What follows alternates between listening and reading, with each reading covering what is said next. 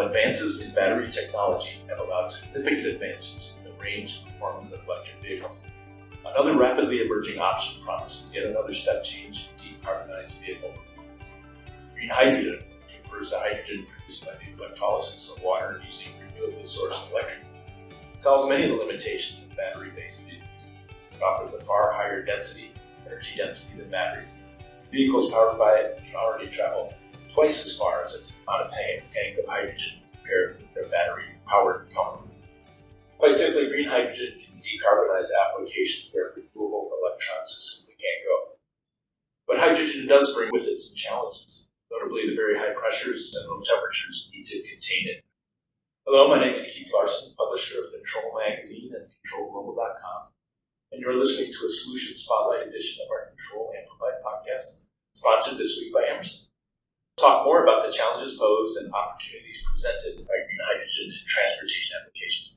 I'm very pleased to have joined me Genny Fultz, Product Manager, Marc Buttler, Director of Application and Innovation, both with Emerson. Genny, Marc, a real pleasure to talk with you today. Thanks.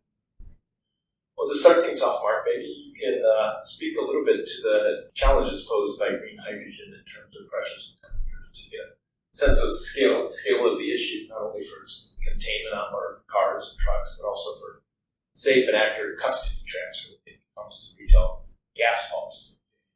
Well, sure, I'd be glad to cover that. Over the last 25 years, we've learned a lot about delivering high-pressure gas into vehicles because of all the experience we've had with compressed natural gas fueled vehicles. And hydrogen fueled vehicles are very similar. It's a little bit different in that most of the vehicles that use hydrogen gas as a fuel are using it in a fuel cell instead of in a combustion engine. But there are certain things that make it very similar, and that is that the dispenser, which is used to fill up the onboard fuel storage for the vehicle whenever it comes into the station, has to have the ability to measure really dynamic flow conditions that occur as the pressure equalizes between the station reservoir that's filling the car and the onboard storage tank on the car. So this creates really dynamic conditions in terms of flow rates, and pressures, and temperatures. And it's even more pronounced now with hydrogen vehicles than it ever even has been with CNG, because in order to get the range that the vehicles need to have between fill-ups, we have to fill them to an even higher pressure than we ever did with CNG. So the challenges that we were so familiar with and accomplished that with the compressed natural gas dispensers are even more pronounced with hydrogen. But as it turns out, we're more than able to handle those. It's been just about 2 years now since Emerson introduced the micromotion HPC-15, compact Coriolis meter suitable for accurately measuring the flow rate of high-pressure hydrogen in dispensing applications. How has the uptake for that product been since it was introduced? We've seen increased interest in the hydrogen space for refueling and dispensing, specifically in these two areas, considerably across the country and across the global value chain. In Europe especially, we've seen considerable increase in sales the past year. In Asia Pacific, China is actually looking at our product for metrology purposes, and there's a lot of excitement here in the United States on the California coast and hopefully through the rest of the country as these transportation chains develop across natural gas pipelines. Yeah, as usual, California is leading the way to the rest of the country. Looks to be that way, yes. Great. While a hydrogen leak may not represent a climate change impact, which is good, I suppose, it certainly can be a safety issue.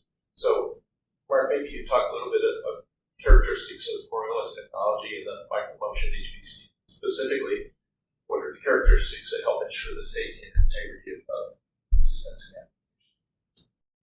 Well, in addition to having the unique capability of handling the dynamic measurement challenges I mentioned just previously, the Coriolis meter is really well suited for this application for that reason as well, which is keeping the hydrogen inside the tubes where it belongs and not allowing it to escape or creating any greater risk of a leak or loss of the hydrogen containment. Mainly because the Coriolis meter design is fully welded So there's no seals or O-rings or anything like that that really need to be broken or that need to contain the hydrogen once the hydrogen enters the meter up until the point where it exits the meter. So that's good. And, one of the other things that we learned in the process of adapting our high-pressure gas meter lines to include the HPC 15 and make it ready for hydrogen dispensing was how to use this new austenitic stainless steel alloy XM19, which gives us the strength but keeps flexibility in order to make the flow tubes that vibrate inside the Coriolis meter sensitive enough to be able to measure the hydrogen flowing through, and yet strong enough to contain the really high pressures involved. And that particular alloy is specifically good for resisting hydrogen embrittlement. Yeah, that's the other part of the challenge. Because although there are other alloys that are also available that have the combination of strength and flexibility that we really need to be able to design a Coriolis meter for this application, the austenitic stainless steel of the XM19 alloy is not prone to hydrogen embrittlement like some of those other alloys would be. So it's the perfect solution for our needs. Genny, I understand that there's a companion product suitably named the HPC 20 versus the 15 is now being introduced to the market. Bigger model number would seem to me bigger flow rate, bigger capacities. Can you explain how the new meter complements and extends the features and specs of the HPC 15? Sure. The HPC 15 was designed for hydrogen gas dispensing, as you know, and Marc has given such a good explanation of what XM19 austenitic stainless steel is. And with that SAE J2601-1 nominal flow rate standard of 3.6 kilograms per minute, we've seen the hydrogen market really want a complete solution for light duty and medium duty, heavy duty vehicles at their refilling dispensing stations, so that a car or delivery truck or semi can at the same station fill up. And additionally, they want that filling time to be fast and convenient for long haul truckers as well as for the average commuter. So 3 to 4 minutes for a car, and then closer to the diesel truck fill time 4 to 6 minutes.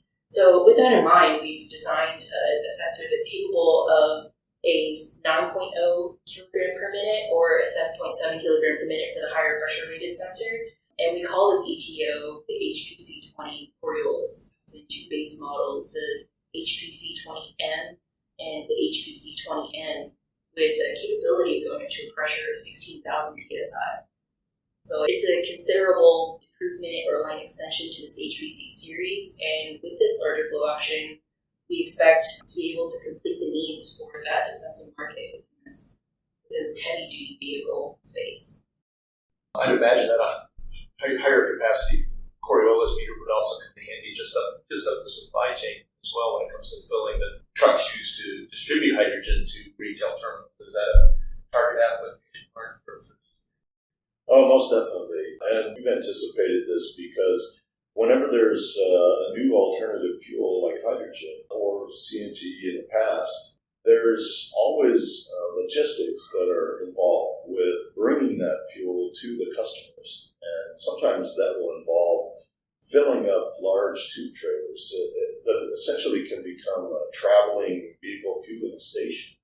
So that instead of having a fixed stationary vehicle refueling facility in one place, you might be able to fill up a large high-pressure tube trailer with hydrogen and then drive it to a location where you want to have a fueling service there just temporarily, and then it might move on to another community and serve as a fueling station for that community as well. And that creates a need for a meter that can fill up that huge volume inside the tube trailer in a reasonable amount of time. Again, Coriolis technology and the micromotion solutions are ideally suited for that as well, and just requires a larger meter like the HPC 20, which is targeting this application as well, in order to be able to reduce the amount of time that it takes to fill that truck so it can get on the road and be out doing what it needs to do. Yeah, that's interesting. I heard about the going on the road to deliver.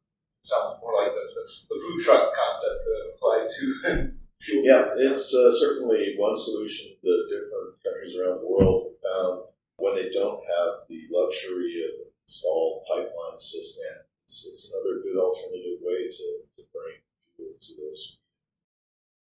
Jenny, what other sorts of in-plant applications is the HPC series appropriate for? And can we expect to see other extensions of the HPC line?